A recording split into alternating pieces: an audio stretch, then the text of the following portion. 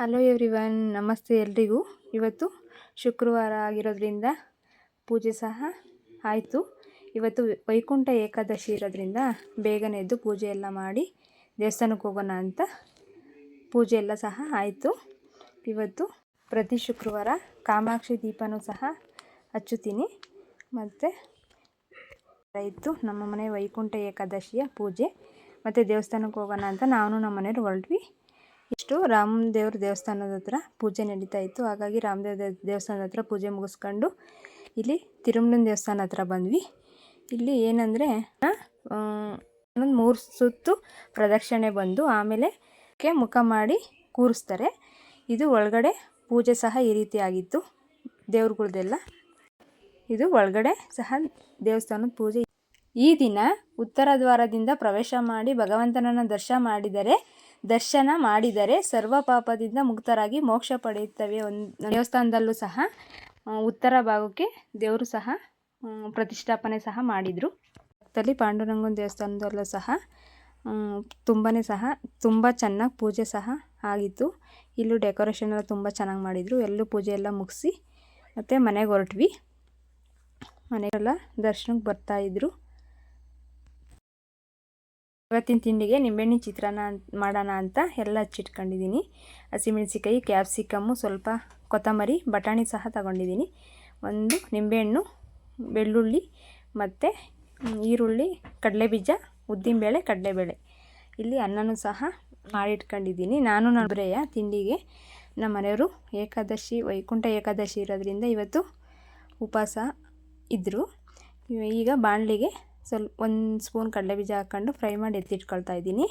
ಅದೇ ಬಾಣಲಿಗೆ 1 ಸ್ಪೂನ್ ಉದ್ದಿನಬೇಳೆ, 1 ಸ್ಪೂನ್ ಕಡಲೆಬೇಳೆ ಹಾಕ್ಕೊಂಡು ಫ್ರೈ ಮಾಡ್ಕೊಳ್ತಾ ಇದ್ದೀನಿ.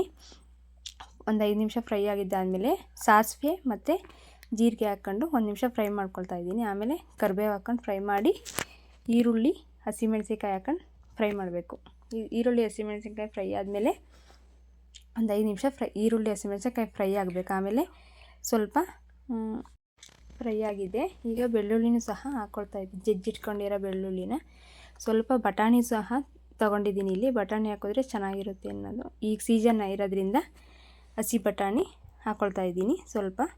ಅವು ಸ್ವಲ್ಪ ಫ್ರೈ ಆಗಬೇಕು, ಹಸಿ ಬಟಾಣಿ. ಆಮೇಲೆ ಸ್ವಲ್ಪ ಕ್ಯಾಪ್ಸಿಕಮ್ ಹಾಕ್ಕೊಂಡು ಕಟ್ ಮಾಡಿರೋದು ಫ್ರೈ ಮಾಡ್ಕೊಳ್ತಾ ಇದ್ದೀನಿ. ಫ್ರೈ ಆಗಬೇಕು. ಒಂದು 5 ನಿಮಿಷ ಲೋ ಫ್ಲೇಮಲ್ಲಿ ಇಟ್ಕೊಂಡು ಫ್ರೈ ಮಾಡಬೇಕು. ಕ್ಯಾಪ್ಸಿಕಮ್ಮು, ಹಸಿ ಬಟಾಣಿ ಎಲ್ಲ ಒಂದು ಸ್ವಲ್ಪ ಉಪ್ಪು ಹಾಕಿದ್ರೆ ಬೇಗ ಫ್ರೈ ಆಗುತ್ತೆ. ಆಮೇಲೆ ಸ್ವಲ್ಪ ಅರಿಶಿನ ಹಾಕ್ಕೊಳ್ತಾ ಇದ್ದೀನಿ. ಸ್ವಲ್ಪ ಅರಿಶಿನ, ಉಪ್ಪು ಹಾಕಿ ಫ್ರೈ ಮಾಡಬೇಕು. ಒಂದು 2 ನಿಮಿಷ ಲೋ ಫ್ಲೇಮಲ್ಲಿ ಫ್ರೈ ಆಗಿದ್ದಾದಮೇಲೆ ಸ್ವಲ್ಪ ಕಾಯಿ, ಸ್ವಲ್ಪ ಕೊತ್ತಂಬರಿ ಹಾಕ್ಕೊಳ್ತಾ ಇದ್ದೀನಿ. ನಿಂಬೆಹಣ್ಣು ಏನು ಇದು ಬಿಸಿ ಇರುತ್ತಲ್ವ, ಆರಿದ ಮೇಲೆ ನಿಂಬೆಹಣ್ಣು ಹಿಂಡ್ಕೊಳ್ತಾ ಇದ್ದೀನಿ. ನಿಂಬೆಹಣ್ಣಿನ ಚಿತ್ರಾನ್ನ ರೆಡಿ. ಪ್ರಸಾದನೂ ಸಹ ಇತ್ತಲ್ವ, ಅದನ್ನು ಇಟ್ಟಿದ್ದೀನಿ. ನಮ್ಮ ಮನೆ ದೇವ್ರಿಗೆ ಹೋಗೋಣ ಅಂತ ಹೂವು ತಗೊಳ್ಳೋಣ ಅಂತ ಬಂದ್ವಿ. ನಮ್ಮ ಮನೆ ದೇವರು ಮುಚ್ಚೂರಿನಲ್ಲಿ ಕಂಬದ ನರಸಿಂಹಸ್ವಾಮಿ. ಇಲ್ಲಿ ಪೂಜೆ ಸಹ ಆಗಿತ್ತು. ನಾವು ಪೂಜೆಗೆಲ್ಲ ಕೊಟ್ಟು ಮಂಗಳಾರತಿ ತಗೊಂಡು ಅಲ್ಲಿ ದೇವಸ್ಥಾನ ತುಂಬ ಚೆನ್ನಾಗಿದೆ. ಇಲ್ಲಿ ಪ್ರತಿ ಶ್ರಾವಣದಲ್ಲಿ ವಾರ ಸಹ ಅನ್ನ ಸಂತರ್ಪಣೆ ಸಹ ಇರುತ್ತೆ. ಬಂದು ಭಕ್ತಾದಿಗಳಿಗೆ ಇಲ್ಲಿ ಮಲಗೋಕ್ಕೂ ಸಹ ವ್ಯವಸ್ಥೆ ಇರುತ್ತೆ.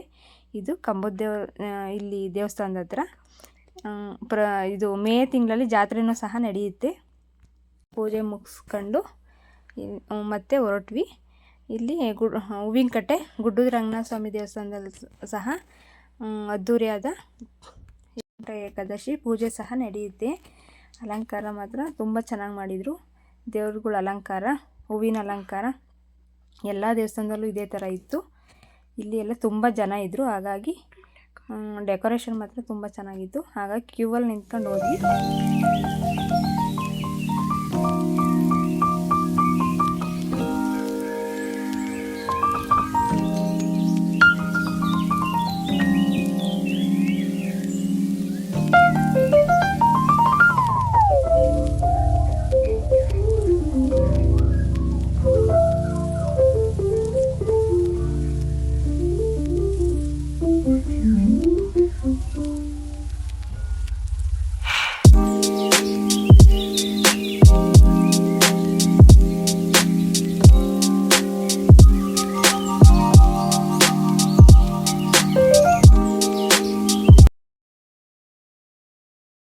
ಅನ್ನ ದಾಸೋಹ ಸಹ ಇತ್ತು.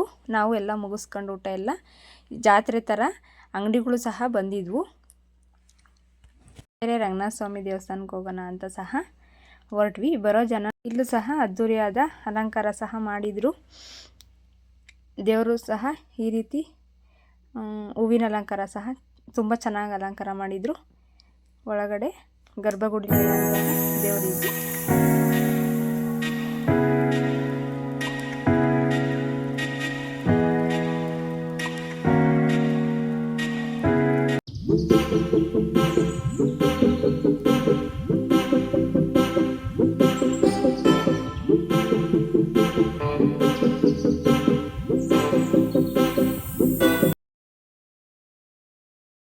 ಪೂಜೆ ಎಲ್ಲ ಮುಗಿಸ್ಕೊಂಡು ಹೊರಟ್ವಿ.